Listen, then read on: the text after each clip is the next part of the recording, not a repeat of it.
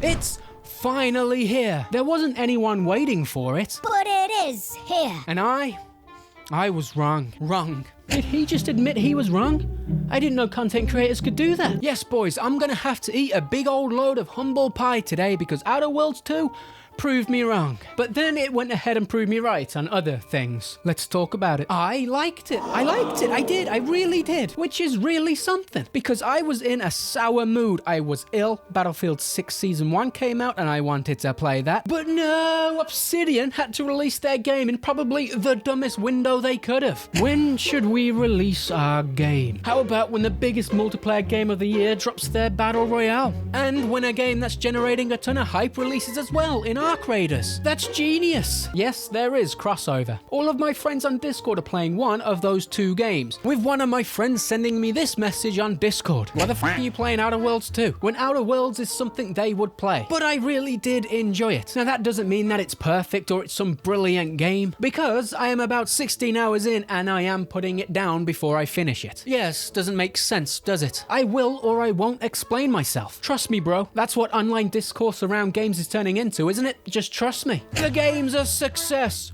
Trust me, bro. Let's get into the game and then talk about how dumb Obsidian are, because they are dumb. The game looks great. The game really is beautiful to look at. It's got this cartoony realism vibe going for it, and it really works. It's not groundbreaking graphics or anything like that, but the art style for this game is brilliant. The planets are so well designed, each one feels different and has their own unique characteristics. You won't ever mistake one planet for the other. That's fairly basic, right? But the detail! One planet I was on, I was walking through this small pathway and I literally stopped and thought, I gotta record this. I have to show the boys this. A mountainside full of crystals. In the nighttime, this looked really cool and gave the game this sense of awe and immersion. And there were many times that I felt like that. The space market looks incredible. There are plenty of settlements around the game and some of them are really detailed, even though you'll spend all of 5 minutes there. It really made going to your objectives and exploration that much more fun because I kept wondering what else I was going to see. Although despite looking great, the game is very heavy on the GPU and I had to put graphics on medium and play at 1080p. 1080p!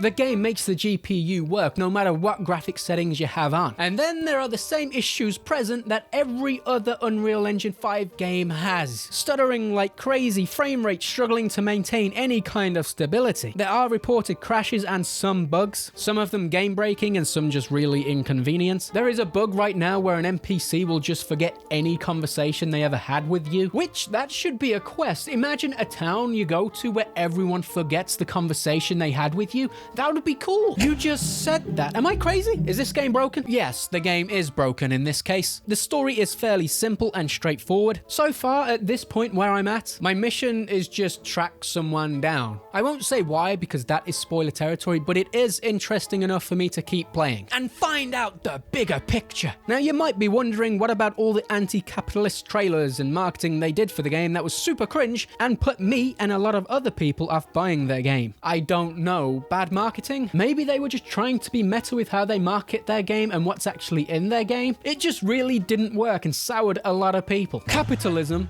is bad, but you don't really get that in the game, at least not where I'm at. So there is 3 main factions you can build your reputation with in this game, with Auntie's Choice, which is a megacorp like Xbox that want people to fall in line and consume like Xbox. It's definitely poking fun at capitalism, which is fine, but I'd say it's poking more fun at consumerists, as Sony, fanboys, because no matter what, they open up their mouths and swallow whatever bullshit their corporate overlords feed them. And while it's poking fun at it, it does have some funny moments. You've got the Order of Ascendant, who through mathematics try to understand the universe so they can predict the future and lead humanity to ascension. They're weird, following logic and probabilities. They're ironically like the religious fanatics of this world. Then you've got the Sub Rosa group, who are like the black market underground gangsters of this world. So those are the factions that you can build a reputation with. Then you've got the Protectorate, an authoritarian group that will lobotomize their people if they even look like they're thinking of doing anything against the group. Different opinions? Nah, bro.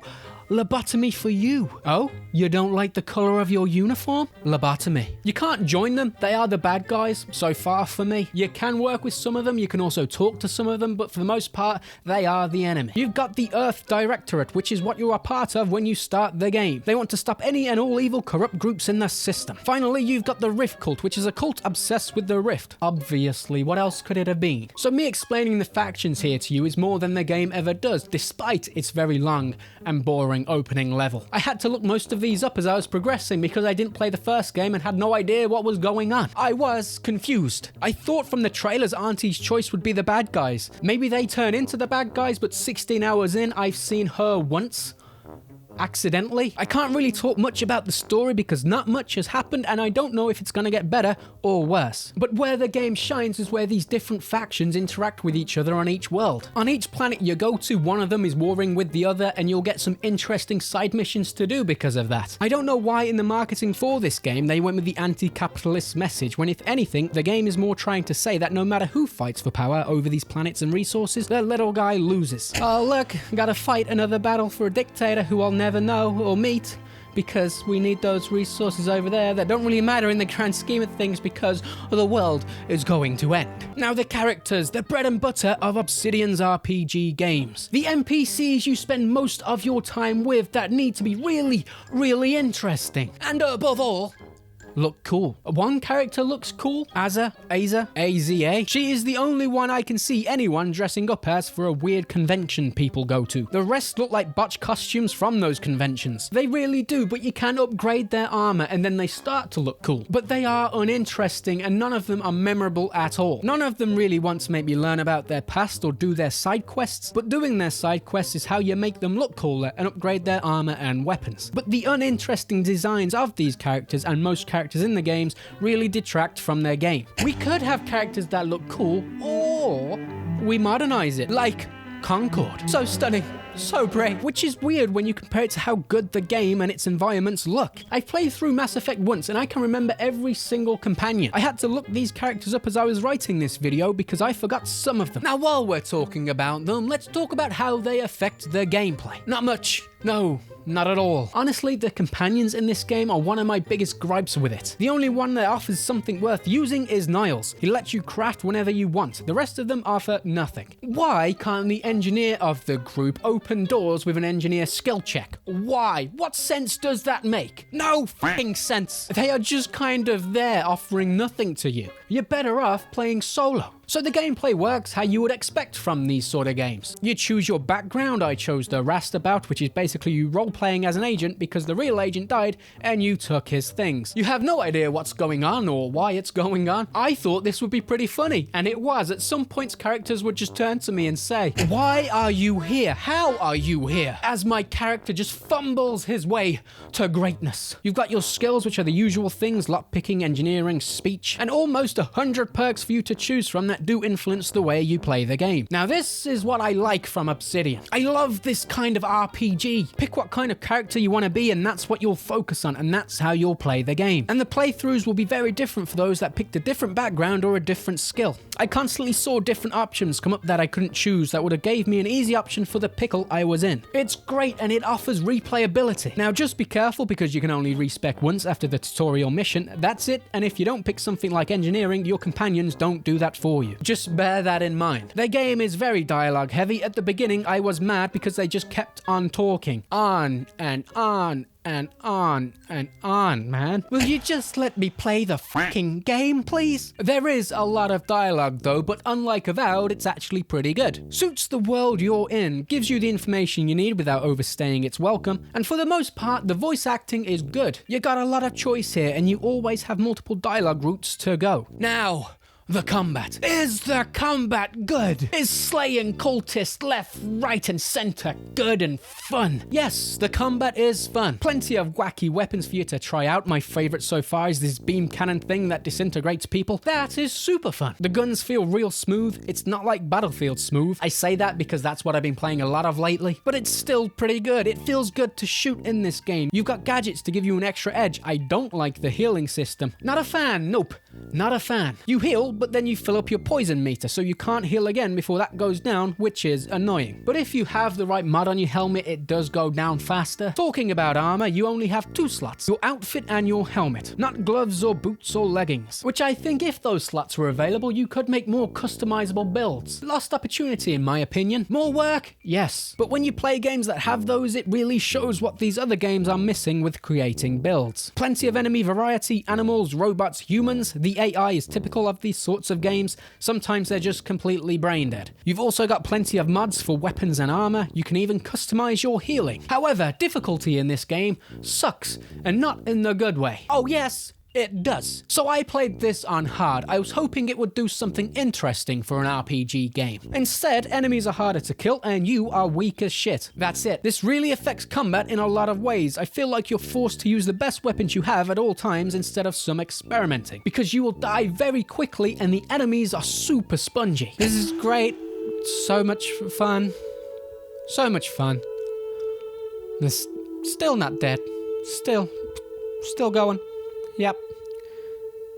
Still. And this is fine, right? It's not really hard, just stay back so you don't die instantly and use your best gun. But what it also means is your companions are fucking useless. They die instantly and they'll just stand on grenades. If they go down in the open, you can't revive them because you will die. So every single encounter I had, they went down. Every single time. Useless! Even when you upgrade them. What I want from difficulty in an RPG is a more hardcore element. Eat, sleep, maybe less HUD elements. Things that make the game difficult, not a chore. I don't really know how we're at this point in gaming and devs are still going with the higher the difficulty, the more damage you take and the harder it is to kill the enemies.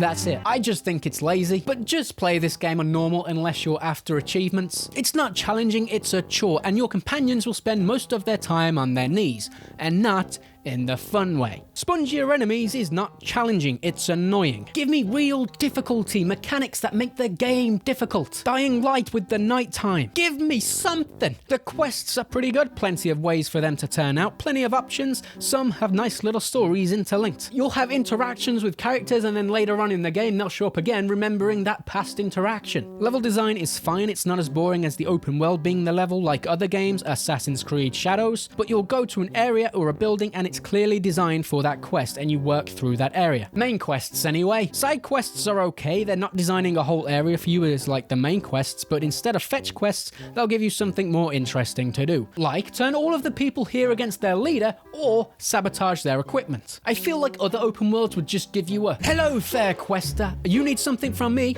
I need something from you. How about you run 1,000 meters in that direction, find me a diary, and then run all the way back.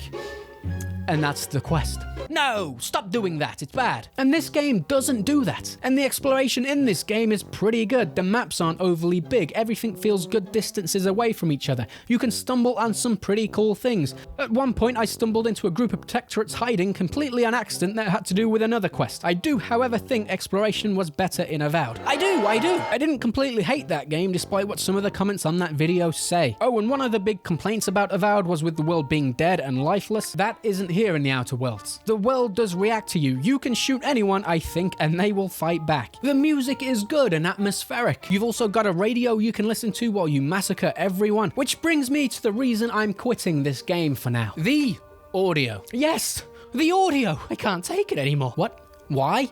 Oh, that's because there's no voices in my game. Yep, when I'm in dialogue with someone, guess what? Their mouth moves, but nothing comes out. Sometimes I'll get really loud footsteps and it scares the shit out of me like a T-Rex is coming to eat me. I did carry on another 6 hours after this bug happened, that's how much I was enjoying the game. But it really did kill the immersion for me, and immersion is important for RPGs. The whole audio mix is just off, and it's not acceptable for a $70 game. It just isn't. But that wasn't the whole reason why. I was made aware of a quest I could do to get a cool item, because some side quests will give you something cool like a double jump. But for this one quest, I didn't have enough money for it at the time, so I came back hours later, option gone. Yes, that item is now completely unavailable to me, and it is a pretty cool item you are going to want. Which really pissed me off. I couldn't even go back to a previous save because I was like 5 hours in at that point since I last checked in with them. So at that point, I just decided to stop because what else could go wrong? It's just too buggy and unpolished right now. So in conclusion, the game is surprisingly good, but don't buy it now. Wait until all the bugs are fixed and then wait again for it not to be $70. Then yeah, I can say that the game is definitely worth trying. I'm not going to rate this game because I didn't finish... Wait. I did write Avowed, and I didn't finish that, so $32 out of 50. That's assuming all of the bugs get fixed. Right now, it's at a 0. And also assuming the story doesn't nosedive off a cliff. So yeah, this one surprised me. I think I played it for 7 hours straight on the first day into the early hours of the morning. So yeah, it got the RPG addictiveness down. And now we have to call Obsidian stupid. And not in the same way we did for Avowed with the art director having a meltdown. The staff, I think, have been quiet since then. I haven't heard a thing from Obsidian, which is good, but a lot of the damage has already been done. If the art director is still a problem for you, I can tell you that this game has a different art director. Still though, there are some really weird decisions with this game. Number 1, the game is clearly not polished enough for release. A lot of bugs. Number 2, the marketing for this game was ass. Really bad. Making it look like an anti-capitalist game while they got funded by Big Daddy Microsoft is really cringe. And it's not even the main point of the game so far. Number 3, bad release date. Wait until next March or something. February would have been better. This is go time for some of the biggest games of the year. Given Obsidian's drop in reputation and the bad marketing, this was always going to flop, which it did. But it had 1 million players. I just don't know why Obsidian has to release so many games in a year. Number 4, pricing their game at $80, then putting it back down to $70. Acting like they did everyone a favor is stupid. Number 5, they made Avowed. Number 6, the characters aren't encouraging anyone to play this game. You gotta have at least one cool character the fans can go mad over for some publicity. Obsidian is just doing themselves no favors lately with what they do outside of the game. I just don't see how after Avowed and now this also flopping that layoffs don't happen. We know how ruthless Microsoft and Xbox has been lately. Oh, who's that? Can AI do their job?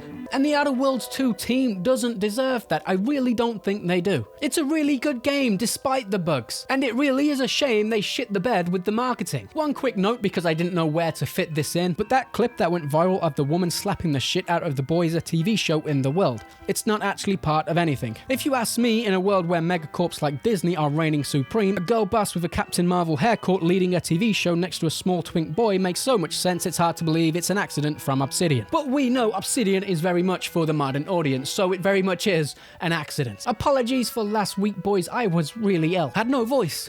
My beautiful voice was gone. But we back. I'll see you in the next one.